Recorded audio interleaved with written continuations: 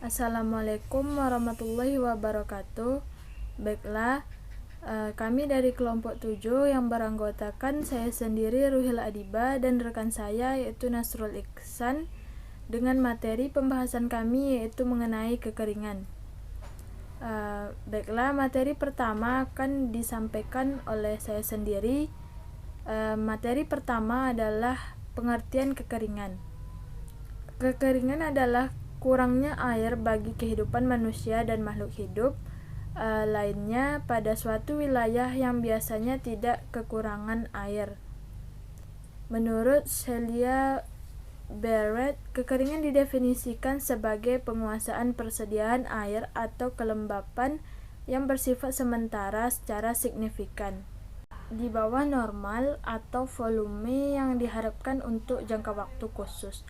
Dampak kekeringan muncul sebagai akibat dari kekurangannya air atau perbedaan antara permintaan dan persediaan. Kekeringan bisa dikelompokkan berdasarkan jenisnya. Yang pertama yaitu kekeringan meteorologis, yang kedua kekeringan hidrologis, yang ketiga kekeringan pertanian, dan yang keempat itu kekeringan sosioekonomi. Gejala terjadinya kekeringan adalah sebagai berikut. Yang pertama, kekeringan berkaitan dengan menurunnya tingkat curah hujan di bawah normal atau dalam satu musim. Pengukuran kekeringan meteorologis merupakan indikasi pertama adanya bencana kekeringan. Yang kedua, tahap kekeringan selanjutnya adalah kekurangan pasokan air, permukaan, dan air tanah. Kekeringan ini diukur berdasarkan elevasi muka air sungai, waduk, danau, dan air tanah. Kekeringan hidrologi bukan merupakan indikasi awal adanya kekeringan. Yang ketiga, kekeringan pada lahan pertanian ditandai dengan kekurangan lengas tanah atau kandungan air di dalam tanah, sehingga tidak mampu memenuhi kebutuhan tanaman tertentu pada periode waktu tertentu pada wilayah yang luas, yang menyebabkan tanaman menjadi kering dan mengaring. Materi selanjutnya adalah faktor penyebab terjadinya kekeringan. Faktor pertama adalah lapisan tanah tipis. Faktor kedua, air tanah dalam air hujan yang jatuh pada saat musim penghujan. Faktor ketiga, tekstur tanah yang kasar. Yang keempat, iklim dalam hal ini berkaitan langsung dengan bencana kekeringan. Yang kelima, yaitu vegetasi juga mempunyai andil terhadap terjadinya kekeringan. Dan faktor keenam yaitu topografi atau tinggi rendahnya suatu daerah sangat berpengaruh terhadap kandungan air tanah yang dimiliki suatu wilayah. Baiklah, selanjutnya saya akan melanjutkan presentasi dari Ruhil Adiba, yaitu dampak kekeringan. 1. Dampak fisik. Yang pertama adalah kerusakan terhadap habitat spesialis ikan dan binatang. Yang kedua, erosi angin dan air terhadap tanah. Ketiga, kerusakan spesies tanaman. Keempat, pengaruh-pengaruh terhadap kualitas air atau asimilasi. Yang kelima, pengaruh-pengaruh terhadap kualitas udara atau debu, pelarutan, berkurangnya daya pandang. Dan yang keenam adalah kekeringan juga menjadi tanah menjadi mengeras dan retak-retak sehingga sulit untuk dijadikan lahan pertanian. 2. Dampak non-fisik. Dampak non-fisik terbagi atas beberapa bagian. Yang pertama, ekonomi. Ekonomi juga dibagi atas beberapa karakter, yaitu 1. Kerugian-kerugian produksi tanaman pangan atau susu, ternak, kayu, dan perikanan. Yang kedua, kurangnya pembangunan dan pertumbuhan ekonomi nasional. 3. Kekurangan pendapatan petani dan lain-lainnya yang terkena secara langsung. 4. Kerugian-kerugian dari bisnis, turisme, dan rekrealisme. Yang kelima, kekurangan pembangkit listrik, tenaga air, dan meningkatkan biaya-biaya energi. 6.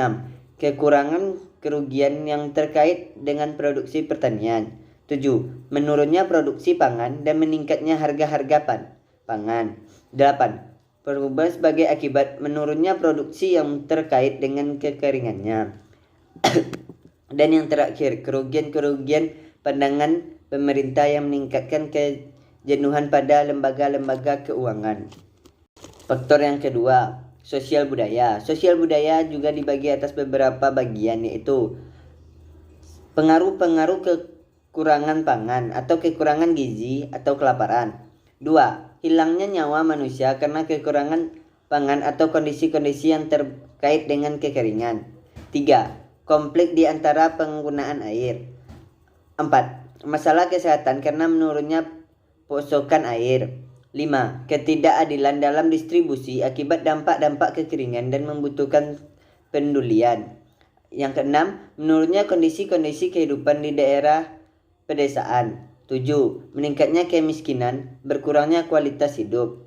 8. Kekacauan sosial dan persediaan sipil. Dan yang terakhir adalah pengangguran meningkat karena yang terjadi berarti kehilangan mata pencarian.